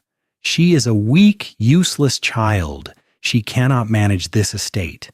I built the wealth of this family. I secured the investments. It belongs to me." His confession echoed off the high mahogany ceiling. It was raw. It was ugly. It was legally binding. Judge Caldwell's face turned to stone. He carefully folded the apothecary's report and slid it securely into his heavy leather satchel. He closed the brass clasp with a sharp, final click. "You built nothing, Silas," Caldwell said coldly. "You only managed what was entrusted to you, and you have betrayed that trust in the most vile manner imaginable." The judge turned toward the heavy parlor doors. He did not ask for Silas's permission. He did not speak to the banker again. He spoke to the estate. "Mrs. Gable," Caldwell's voice boomed down the corridor. "Mrs. Gable, get in here immediately." Footsteps hurried down the hall. The housekeeper appeared in the doorway, her face pale, her hands wringing her white apron. She saw the overturned ink. She saw Silas, disheveled and panting. She saw the filthy widow standing tall in the center of the room. "Yes, Your Honor," Mrs. Gable stammered. "Send a stable boy to the town sheriff," Caldwell ordered. "Tell him to come to the estate immediately. Tell him to bring iron cuffs. And tell him to bring the apothecary, Mr. Higgins, to tend to the child." Mrs. Gable's eyes widened in horror. She looked at Silas. Silas stood frozen by the table. He did not order her to stop. He did not command the room. The absolute authority he had wielded just 10 minutes ago had evaporated into thin air. He was a man crushed by the weight of a single piece of paper. Mrs. Gable nodded frantically, turned, and ran toward the kitchens. Silence descended upon the parlor. It was not the heavy, oppressive silence of fear that had choked the house for months. It was the sharp, clear silence of a storm breaking. Silas looked at Edith. He looked at the bruised, freezing woman who had hauled his wood and mucked his stalls, a woman he had deemed completely invisible, a woman who had walked 10 miles in a blizzard to destroy him. He had no words left. He had no threats. He slumped against the wall, sliding down slowly until he hit the floor, burying his face in his ink-stained hands. Edith did not gloat. She did not sneer at him. She simply turned her back on the broken man. She walked toward the heavy leather wheelchair.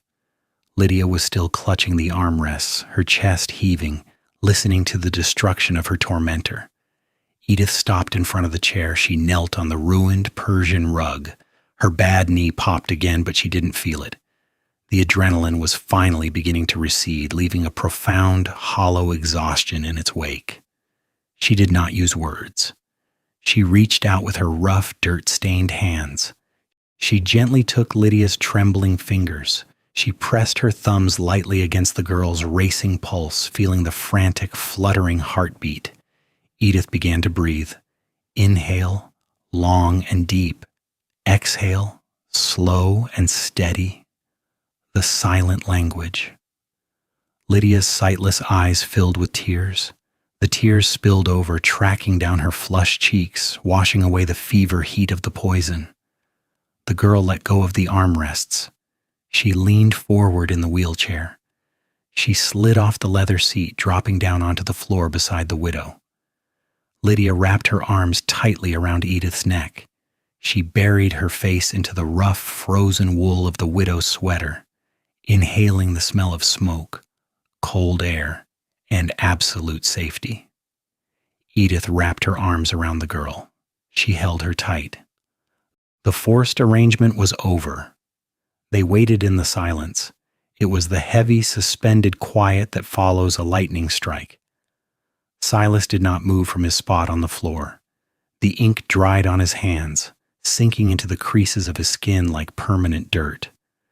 Judge Caldwell stood by the hearth, staring into the flames, refusing to look at the banker. Edith remained on the floor with Lydia. She did not stroke the girl's hair. She did not whisper empty promises that everything would be all right. She simply provided a solid physical anchor in a room that had just tilted off its axis. 40 minutes later, heavy boots pounded onto the front porch. The door opened. Sheriff Miller walked into the parlor. He was flanked by 2 deputies. Snow dusted his thick coat. He stopped just inside the room.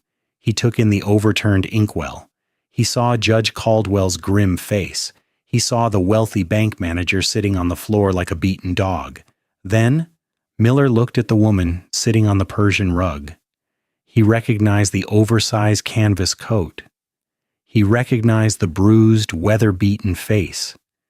It was the widow he had thrown out into the freezing mud just weeks ago. The woman he had deemed a worthless stray. Now she was holding the heiress of the largest estate in the county, and the men of power were answering to her. Miller swallowed hard. He looked away from Edith. "Your Honor?" Miller asked, his voice lacking its usual gruff authority. Judge Caldwell pointed a single trembling finger at Silas. "Arrest him, Sheriff," Caldwell said. "Attempted murder, fraud, forgery. Lock him in the deepest cell you have. I will personally see to it that he never sees the outside of a prison wall again." Miller nodded. He gestured to his deputies. They hauled Silas to his feet. The banker did not resist. His legs were limp, his posture entirely defeated. The fight had been completely drained from him. Clink. The heavy iron cuffs locked around Silas's wrists. The sound was sharp and metallic. It was the sound of a closing door. Miller grabbed Silas by the upper arm. He marched the banker out of the parlor, down the long hallway, and out the front door. The cold winter wind blew into the house for a brief second before the heavy oak slammed shut. The antagonist was gone, not shot in a duel, not thrown off a cliff. He was simply removed, crushed by the weight of a folded piece of paper. A moment later, Thomas Higgins, the apothecary, rushed into the room. He carried a leather medical bag. He dropped to his knees beside Edith and Lydia. He gently lifted Lydia's chin. He looked into her massive, dilated pupils. He felt her racing pulse. He pulled a small bottle of clear liquid from his bag, a neutralizing saline wash. "Hold her head steady," Higgins murmured. Edith held the girl. Higgins flushed the residual belladonna from her eyes. Lydia winced, but she did not panic. She squeezed Edith's rough hand tightly and let the apothecary work. "She needs water," Higgins said, standing up and packing his bag. "Gallons of it to flush the poison from her blood, and rest. It will take 3 days for the pupils to contract and her vision to return. Her heart will slow down by tomorrow." Higgins looked at Edith. He saw the exhaustion etched deep into the lines of her face. He saw the frozen mud on her skirt. "You saved her life, widow," Higgins said quietly. Edith did not smile. She did not accept the praise. "She saved herself," Edith said, her voice a low rasp. "She survived the dark. I just opened the door." Edith slowly stood up.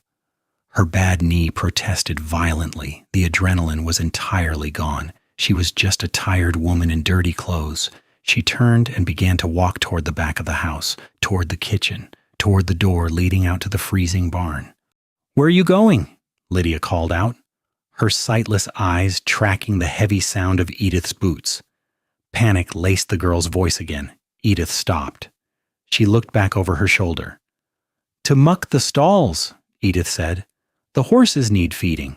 The barn was exactly as cold as she had left it. The heavy scent of damp straw and horse sweat filled her lungs. It was the smell of reality. Edith walked to the first stall. She picked up the wooden pitchfork. Her hands were bruised, the knuckles split and bleeding, but her grip was firm. She drove the iron tines into the soiled hay. She did not collapse onto the dirt floor in tears. She did not weep with the overwhelming relief of victory. Survival did not afford the luxury of dramatic breakdowns. The wood still needed chopping. The horses still needed feeding. The world did not stop spinning just because a monster had been caged. Back in town, the reckoning was not explosive. It was a cold, suffocating blanket of shame that settled over the pristine houses and snow-swept streets. Sheriff Miller drove his open wagon down the main thoroughfare. The iron-banded wheels crunched loudly against the packed ice. In the back of the wagon, Silas sat on the rough wooden floorboards. His hands were bound in heavy iron cuffs. His immaculate charcoal suit was ruined, stained black with dried ink. He did not look up. He stared blankly at his expensive, scuffed leather shoes. The aristocratic banker, the pillar of the county's morality, was being hauled to a frozen cell like a common rustler. People stepped out onto their porches. The baker wiped flour from his hands. The blacksmith lowered his hammer. Mrs. Miller stood on her steps, clutching her thick fur shawl tightly around her neck. They watched the wagon roll past. No one shouted insults, no one threw stones. There was no angry mob demanding justice. The silence of the town was absolute, thick with a profound, cowardly humiliation. They looked at the disgraced banker, and then they looked away. They remembered the widow. They remembered the torn canvas coat. They remembered watching Edith walk through the freezing mud while they sat by their warm hearths. They remembered closing their heavy oak doors and turning the deadbolts. They realized, in the biting cold of that afternoon, that their morality was a fragile, paper-thin illusion. While they had been busy praying in their warm, safe church, the filthy, discarded woman they had left to freeze was the only one who had walked into the dark to fight the devil. Mrs. Miller lowered her eyes. She stepped back inside her large, warm house. She pushed the door shut. The brass deadbolt did not click with its usual self-righteous finality. It sounded hollow. The entire town retreated into their homes, silenced by the undeniable weight of their own hypocrisy. Out at the estate, the rhythm of life began to shift. It was not an immediate, miraculous transformation. Trauma did not vanish overnight. But the oppressive, terrifying weight that had crushed the very air out of the massive stone house was gone. Mrs. Gable, the head housekeeper, walked out to the barn later that evening. She did not bring a tin plate of scraps. She carried a heavy ceramic bowl of hot beef stew and a thick slice of fresh buttered bread.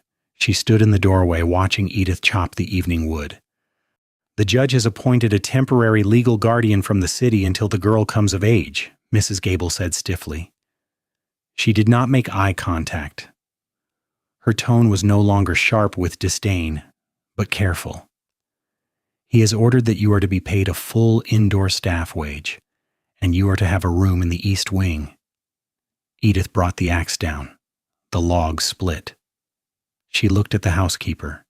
She looked at the hot stew. "Put it on the barrel," Edith said. "I sleep in the tack room." 3 days passed. The winter storm finally broke, leaving a blindingly clear, bitterly cold sky. In the tack room, Edith woke before dawn. She put on the stiff, frozen canvas coat. She walked to the well.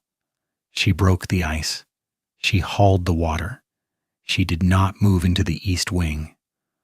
A soft bed did not erase the memory of the frozen mud. She trusted the cold. She understood the woodpile. She did not understand velvet pillows or sudden charity. Inside the grand house, the healing was not peaceful. It was a violent biological reckoning. The belladonna had been pumped into Lydia's blood for months. The withdrawal was brutal. The girl burned with a terrible dry fever. She thrashed in her large four-poster bed, gripped by the lingering shadows of the chemically induced delirium. Her heart, exhausted from the constant unnatural tachycardia, beat with a sluggish, terrifying irregularity. The town apothecary, Mr. Higgins, visited twice a day. He prescribed water and absolute darkness. The heavy velvet curtains in her bedroom were nailed shut against the window frames to protect her agonizingly sensitive optic nerves. Edith did not sit by her bedside and sing lullabies. That was for storybooks. But every evening after the stalls were mucked and the horses were fed, Edith walked into the house. The indoor staff, including Mrs. Gable, stepped out of her way. They lowered their eyes when the widow passed. Edith walked down the long carpeted hall. She opened the bedroom door. She carried a wooden bucket of fresh, freezing well water, not the tepid, stale water from the kitchen stove. The pure, ice-cold water drawn from deep beneath the frozen earth. She sat on the edge of the mattress. She dipped a rough cotton rag into the bucket. She wrung it out. Her bruised, cracked hands were perfectly steady. She placed the freezing cloth flat against Lydia's burning forehead. Lydia gasped at the shock of the cold. Her thrashing stopped. The violent heat radiating from her skin met the absolute zero of the well water. Biology responded to biology. The fever fought back, but the ice was relentless. Edith did not speak. She simply replaced the cloth every time it grew warm. She sat in the dark for an hour. The rhythmic sound of water splashing back into the wooden bucket was the only sound in the room, a metronome of survival. On the morning of the fourth day, the fever broke completely. Lydia lay perfectly still on the damp sheets. Her breathing was slow, even, and deep. Edith sat in the wooden chair beside the bed. She had just changed the cloth for the last time. Lydia's eyelids fluttered. The thick, dark lashes separated. She opened her eyes. The massive, bottomless black pupils had shrunk. They were no longer drowning the irises.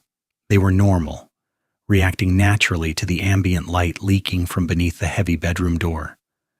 Lydia blinked slowly. Her vision was no longer a milky, impenetrable wall of terror. It was blurry, washed out, but solid shapes began to form. She saw the dark wooden post of the bed. She saw the white canopy above her head. Then she turned her face to the side. She saw a figure sitting in the chair, a woman wearing an oversized, dirty canvas coat, a woman with a face scarred by the wind, her cheek marked by a healing cut, and hands ruined by relentless labor. Lydia did not cry out. She did not weep. She reached her thin, pale hand across the mattress. She found Edith's rough, calloused palm. She squeezed it. The grip was weak, but it was intentional. "I see you," Lydia whispered. Her voice was a raw, scratching sound. Edith looked down at the girl's clear hazel eyes. She felt the weak pressure of the girl's fingers against her thick calluses. "Drink your water," Edith said flatly. The slow-burn trust was fully cemented, not with dramatic vows, but with freezing water and simple, undeniable reality. The thaw arrived not with warmth, but with mud. The pristine white snowbanks collapsed into gray, weeping piles. The frozen earth finally softened, turning the sprawling estate grounds into a heavy, sucking mire. The sharp, brittle silence of winter was replaced by the constant, relentless sound of dripping water. Mr. Pendleton, the court-appointed temporary guardian, arrived from the city in a carriage that instantly sank to its axles in the muck. He was a man of ledgers, precise spectacles, and nervous coughs. He was an accountant sent by Judge Caldwell to secure the finances until Lydia reached her majority. He possessed none of Silas's ambition or cruelty. He was simply a clerk, entirely out of his depth. He tried to manage the estate. He tried to manage Lydia.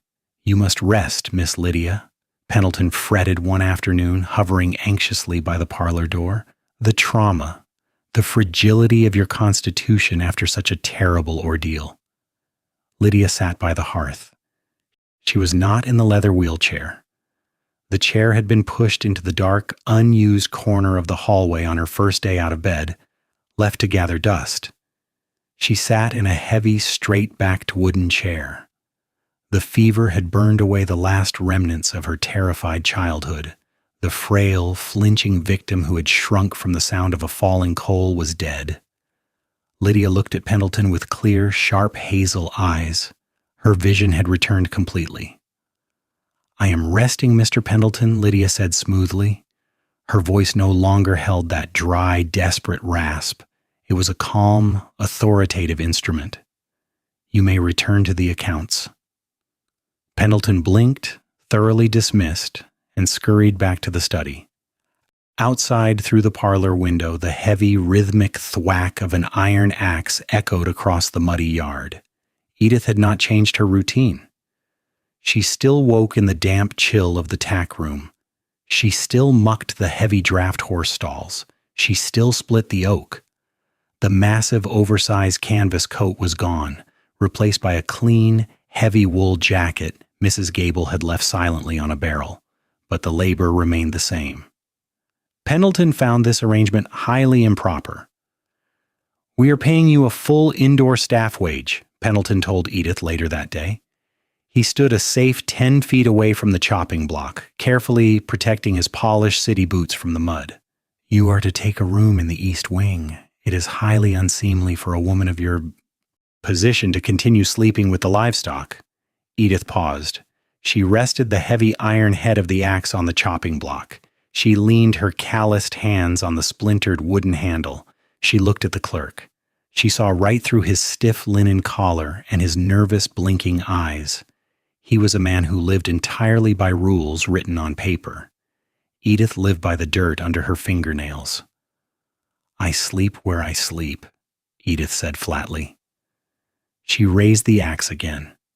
"Mind your ledgers, clerk." Crack. The log split perfectly. Pendleton's face flushed red at the insubordination. He spun on his heel and marched back into the main house. He went directly to the parlor to complain to the heiress about the insolent stable hand. Lydia listened quietly as Pendleton demanded the widow be disciplined or dismissed for her blatant lack of respect for authority. When he finished his sputtering rant, Lydia stood up. She walked to the tall parlor window. She did not need to track shadows anymore. She looked out through the clear glass, watching the woman in the wool jacket systematically demolish a mountain of wet wood. "Mr. Pendleton," Lydia said. She did not turn away from the glass. "Yes, miss?" "If Edith wishes to sleep in the snow, you will buy her a heavier coat," Lydia stated. Her tone brooked absolutely no argument. "If she wishes to sleep in the barn, you will ensure the roof does not leak. You will not give her orders. You will not question her place on this estate ever again." Pendleton swallowed hard. "But miss, she is merely a stable hand. There is an order to things." Lydia finally turned to look at the clerk. The cold, unyielding iron she had absorbed from the widow flashed dangerously in her young eyes. "She is the only reason you have an estate to manage," Lydia said softly. "Do not speak to me of her again." Spring did not arrive with a sudden burst of warmth. It crept in slowly, a gritty, hard-won victory over the frost. The deep, sucking mud of the estate yard finally dried, baking into hard, pale dust beneath the strengthening sun. Tiny, jagged blades of green grass pushed their way through the rocky soil near the barn. The air lost its sharp, biting edge, smelling instead of damp earth, pine needles, and the heavy musk of the shedding draft horses. The estate was quiet, but it was no longer the suffocating, terrified silence of a tomb. It was the steady, breathing quiet of a place that had survived a long siege. Edith stood in the open doorway of the main barn. The oversized canvas coat had been folded and put away in a wooden chest. She wore a simple, durable cotton shirt with the sleeves rolled up past her elbows, revealing the thick, knotted muscles of her forearms. The bruises on her face had faded into pale yellow shadows. The split skin on her knuckles had scarred over, forming smooth, tough ridges. She held a stiff, bristled curry comb. She was working the winter coat off the massive roan gelding, falling into the familiar rhythmic labor. Brush, tap, brush, tap. Footsteps approached from the main house. They were not the heavy, dragging steps of an invalid, nor were they the sharp, arrogant clicks of a tyrant. They were steady, grounded. Edith paused. She rested a hand on the horse's warm flank and looked out into the sunlight. Lydia walked across the yard. The girl was not wearing silk. She wore a practical, heavy dark skirt and a plain white blouse. Her pale skin had caught the sun, losing its translucent, fragile pallor. Her posture was straight, her chin level. Lydia stepped into the shade of the barn. She stopped a few feet from Edith. She did not flinch at the sudden snort of the heavy draft horse. She reached out and rested her hand on the wooden stall door. "Pendleton leaves tomorrow," Lydia said. Her voice was clear and steady in the dusty air. "I have dismissed him." Judge Caldwell protested, but the law allows a ward to petition for self-management if deemed competent by an independent physician. Mr. Higgins signed the papers this morning. Edith absorbed the information. She nodded once. A slow, deliberate acknowledgement. She turned back to the horse and ran the curry comb down its neck. A cloud of fine dust and winter hair drifted to the floor. "I control the ledgers now," Lydia continued, watching the rhythmic movement of Edith's scarred hands. "I control the accounts. I control the gates." "Good," Edith said, her voice a low, gravelly hum. Lydia stepped closer. She looked at the widow's profile, the hard jawline, the flat, unreadable eyes that missed absolutely nothing. "There is a substantial sum in the main account," Lydia said quietly. "More than enough to buy a train ticket to the coast, or a small farm in the valley, a house with a real hearth, not a tack room." Edith stopped brushing. She tapped the comb against the wooden post, knocking the hair loose. She turned and looked at the young woman. Lydia met her gaze without looking away. The hazel eyes were entirely clear, sharp, and fearless. "You don't have to stay here, Edith," Lydia said. It was not a dismissal. It was an offering of the one thing Edith had been denied her entire life: absolute freedom. "The debt is paid. More than paid. You owe this house nothing." Edith looked out through the barn doors. She saw the sprawling, pristine estate. She saw the high stone walls. She remembered the freezing dark. She remembered the heavy iron axe, the long walk in the snow, and the terrible weight of the girl's trembling hand in hers. She looked back at Lydia. "A farm in the valley needs a plow," Edith said flatly. "A house on the coast needs fixing." Edith turned back to the roan gelding. She dug the curry comb into the thick coat. The rhythmic, grounding sound filled the barn again. "The horses here need brushing," Edith said, her voice dropping into a quiet, undeniable finality. "The wood needs chopping. I have a job." Lydia smiled. It was a small, tight smile, not a childish grin, but the knowing, ironclad smile of a survivor recognizing her own kind. The forced arrangement was dead. The silent war was over. What remained was a fortress built not of stone and locked doors, but of dirt, calluses, and a trust forged in the absolute darkest depths of winter. Lydia did not say thank you. Thank you was for polite society. She reached out and patted the heavy neck of the draft horse, her hand resting just inches from Edith's. They stood together in the quiet shade of the barn, two women who had walked through the fire and the ice, holding their ground against the coming spring.